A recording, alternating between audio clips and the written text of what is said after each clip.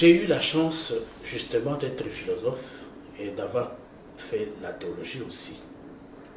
Mon souci ici, en tant que philosophe, n'est pas de moraliser, puisque quand on parle de l'éthique, on fait la différence entre l'éthique politique et la morale. C'est pourquoi je dis qu'il ne faut pas faire la critique de la politique quand on n'est pas en politique. Donc, il faut connaître le contexte politique pour pouvoir faire la critique de la politique. Généralement, on a tendance de faire de la politique une morale. Donc, de faire une critique moralisante de la politique, et là, on tombe à côté. Je ne cherche pas à faire une morale dans le contexte de la gestion politique de nos pays. Mais je pense moi aussi que la prolifération des églises de réveil en contexte africain joue un rôle même dans la politique. Les hommes qui sont au pouvoir ont compris que notre peuple fondamentalement religieux, on peut l'exploiter de cette manière-là. Et c'est ce que Karl Marx a dit, que la religion est l'opium du peuple. Et je me rappelle pour le Congo, par exemple, le Zaïre, à l'époque, en 1992, quand ça vient, le vent de la perestroïka qui a secoué l'Afrique et qui a amené à la démocratisation de nos sociétés, les hommes politiques, précisément Mobutu, avaient compris qu'il fallait peut-être favoriser les églises des réveils pour pouvoir gérer le peuple. Le peuple devrait se désintéresser de la question politique. Et beaucoup d'hommes du pouvoir ont fait ça. Vous avez compris aussi, pour ceux qui sont des Congolais parmi nous, que les pasteurs ont joué un rôle qui a désaxé le peuple congolais, par exemple, dans la politique. Et ils étaient financés pour ça. Et nous le disons dans le livre que le rôle joué par des pasteurs, c'est un rôle qui a détruit aussi la conscience politique de nos peuples. Et qu'aujourd'hui, l'illusion du pouvoir, ce que nous disons dans le livre, c'est d'amener aussi le peuple, puisqu'il faut considérer que le peuple a un rôle à jouer aujourd'hui.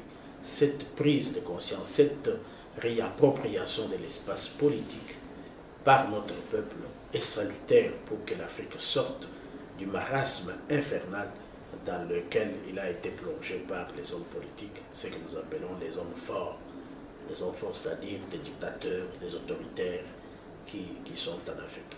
Et je pense que je ne joue pas le rôle d'un théologien, je joue le rôle d'un philosophe. Et même si je pouvais être théologien, j'ai pris distance, ce que nous appelons la distanciation politique, la distanciation intellectuelle ou historique, pour pouvoir faire la lecture de ma société tout en prenant en compte toute cette difficulté où les pasteurs ou les prophètes millénaires qui viennent dire, voilà, qui vantent leurs prières à des millions, à des milliers d'argent pour pouvoir vivre. Et on constate que la religion chez nous a joué un rôle tout à fait négatif. Ça n'a pas été un rôle qui sort le peuple des souffrances, mais qui les engage à prendre distance de ce que c'est la politique, de l'activité publique qui est la politique, et de ne pas prendre conscience qu'ils sont dans la misère, ils souffrent et qu'il faut revendiquer les droits, qu'il faut revendiquer des libertés. Oui, justement, il faut que le lecteur, que notre peuple relativise l'absolu du pouvoir. puisque l'illusion du pouvoir est fondée sur la considération de l'absolu du pouvoir, la puissance du pouvoir. Il faut le relativiser. Quand on le relativise, à ce moment-là, on essaie de trouver des solutions qui sont adaptées au contexte de vie. Qu'est-ce que le pouvoir cherche, si ce n'est que le bonheur, le mieux-être des autres? Et le pouvoir a cessé d'être un service. Il est maintenant au service des puissants, au service des clans politiques. Ceux qui gèrent, ce sont eux qui ont le pouvoir. Ce sont eux qui ont le bien vivre. Ce sont eux qui ont la sécurité. Ce sont eux qui ont de l'argent. Ce sont eux qui ont le bonheur. Alors que le pouvoir est lui-même le service de la communauté politique et des autres. Donc il faut relativiser absolument le pouvoir. Il faut relativiser justement cette illusion de la puissance, cette illusion de l'absolu. Je pense que de cette manière-là qu'on peut savoir que si le peuple prend conscience de son pouvoir à lui, prend conscience qu'il est le Dieu qui peut distribuer ce pouvoir à qui il veut, et à ce moment-là, le relativisme de l'illusion de l'absolu est né et il est là, et cela c'est un bonheur pour le peuple africain. Oui, je considère aussi que la rue est le lieu même où s'exerce le pouvoir. Avant de dire que la rue est un espace commun et en même temps un espace public. Espace public, pourquoi? Parce qu'il s'agit là d'un espace qui appartient au peuple, à tous.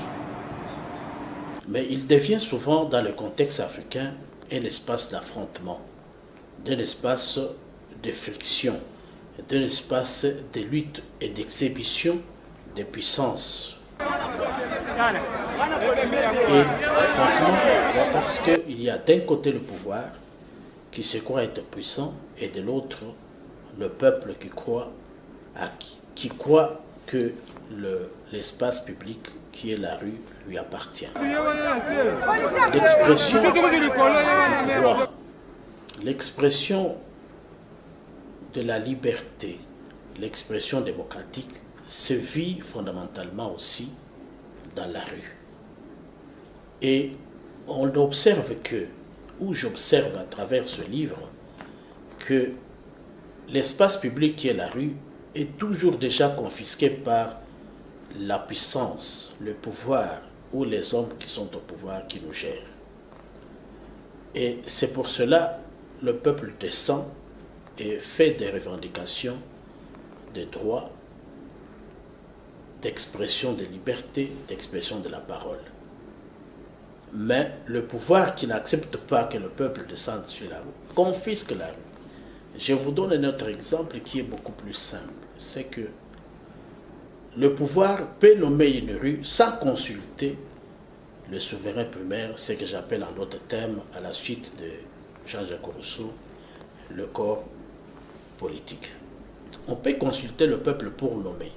On peut consulter un peuple pour prendre des espaces qu'on peut ériger. Prenons par exemple, lorsque à Kinshasa, on donnait le nom de Bokassa, l'avenue Bokassa, on lui a donné son nom, Bokassa. Bokassa, nous savons que c'est un dictateur qui venait du Centrafrique et qui était un ami personnel de Mobutu. Mais lorsqu'on a baptisé, où le peuple a revendiqué que cette rue soit nommée Luambo Makiadi, mais ça a été une grande fête. Aujourd'hui, le peuple se revendique de ce droit de nommer cette rue Makiadi. Kabila vient, Kabila père, il nomme le boulevard Triomphal. Mais on aurait dû donner un autre nom parce qu'il y a eu quand même les gens qui passent par le pont Kasavubu qui était appelé pont Kasavubu, on pouvait l'appeler le boulevard, par exemple, des martyrs de l'indépendance ou des martyrs qui ont été massacrés par Mobutu lui-même. Mais on n'a pas consulté le peuple. Et pourtant, la nomination de cette rue devrait dépendre de ce que le peuple pensait. Et donc la rue est un lieu d'émergence du droit, est un lieu d'émergence de la parole, est un lieu d'expression des libertés et par conséquent, la rue peut crier. Je vous donne un exemple très simple. Aussi, c'est que le parlementaire debout, qui est à Kinshasa, puisqu'il s'agit de Kinshasa, des parlementaires de l'UDPS, c'est le seul parti qui a créé ces gens, qui s'expriment dans la rue et qui savent marcher, qui savent revendiquer. Et c'est ce que nous avons constaté également au Sénégal, au Burkina Faso, où que ces gens se sont exprimés sur la rue pour chasser les dictateurs qui étaient au pouvoir. Et je pense que la rue peut apporter beaucoup dans le sens du changement, dans le sens du bonheur. C'est ce que nous disons, qu'il faut que les groupes d'expression, les groupes de pression qui sont aujourd'hui en profusion sur le continent peuvent apporter aussi beaucoup. On a vu Philippi à Kinshasa, on a vu Yamar au Sénégal, on a vu le ballet citoyen au Burkina Faso qui ont amené justement le pouvoir à changer de point de vue, à pouvoir rechercher le respect des droits et des libertés des peuples. Et je pense que la rue peut apporter une solution aujourd'hui dans nos pays. Je remercie vivement les éditeurs ou l'éditeur du Centre de recherche et de documentation africaine et tous les amis qui ont travaillé à la production de ce livre qu'on appelle l'illusion du pouvoir, et que je me remets à eux, à leur capacité intellectuelle et communicationnelle pour que ce livre prenne le sens même du changement de la manière dont on peut gérer nos États, dont on peut gouverner nos populations. Et en même temps, je remercie aussi le peuple qui le reçoit pour qu'à une lecture simple, puisqu'il est écrit dans des termes tout à fait simples, qu'on puisse prendre conscience que le peuple est le peuple du pouvoir. Et c'est le pouvoir du peuple pour le peuple et pour le bien de ce peuple-là. Oui, justement, la vocation du CERDAF, c'est une vocation panafricaine. Cette vocation panafricaine est prise en compte par les jeunes africains eux-mêmes dans toute sa diversité. Et donc, à ce titre, nous pouvons dire que le CERDAF qui aujourd'hui a pris du sens, a pris des dimensions tout à fait internationales. Il n'y a pas que les jeunes africains, il y a aussi des jeunes européens qui sont impliqués dans le projet panafricain du CERDAF. Et je pense que les jeunes aujourd'hui peuvent écrire l'histoire de l'Afrique. Et comme disait Emery Patrice Lumumba, que l'histoire de l'Afrique doit être écrite par les Africains eux-mêmes. Et je pense que le CERDAF donne cette occasion aux Africains pour qu'ils puissent prendre leur destin en main. Ce ne sont pas les gens, les hommes que nous manquons, les hommes et les femmes que nous manquons en Afrique, mais il faut leur donner l'espace d'expression, l'espace d'épanouissement. Et les jeunes Africains aujourd'hui ont tout cela dans leurs mains et l'instrument qu'on leur donne aujourd'hui, c'est le CERDAF et nous espérons qu'il fera long chemin. Merci.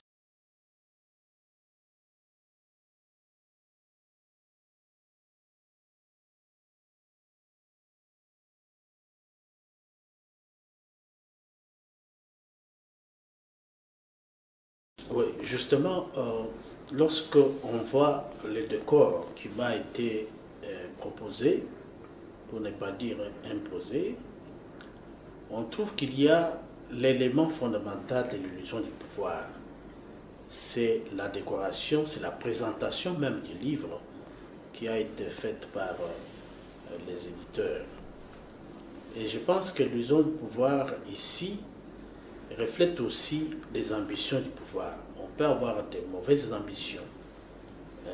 On peut aussi avoir de bonnes ambitions. Moi, de mon point de vue, j'ai des ambitions, non pas des ambitions politiques, mais des ambitions scientifiques. Mais s'il faut, puisqu'on peut être tenté de dire, voilà, on peut gérer le pouvoir, nous ne sommes pas quand même les gens qui sont en dehors du contexte, mais nous prenons quand même le temps pour pouvoir réfléchir, pour ne pas tomber dans l'illusion. Je pense que c'est l'essentiel. Le rouge exprime le pouvoir, mais ça peut aussi exprimer le bonheur. Et je pense que de ce point de vue-là, il y a moyen de penser à la fois à l'ambition et en même temps à la recherche commune du bonheur.